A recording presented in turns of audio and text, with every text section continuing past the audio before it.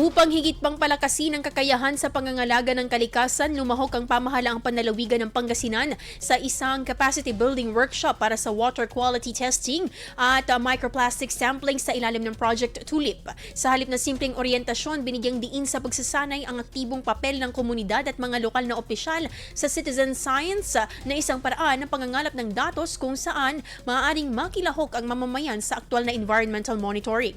Tinalakay sa workshop ang mga technical na hakbang sa pagsusuri ng kalidad ng tubig, tamang pagkuha ng microplastic samples at maingat na pagtatala ng datos upang matiyak ang katumpakan at pagiging kapanipaniwala ng mga resulta. Pinatampok din ang kahalagahan ng pagsunod sa standard field protocols bilang batayan ng mas matibay na environmental governance.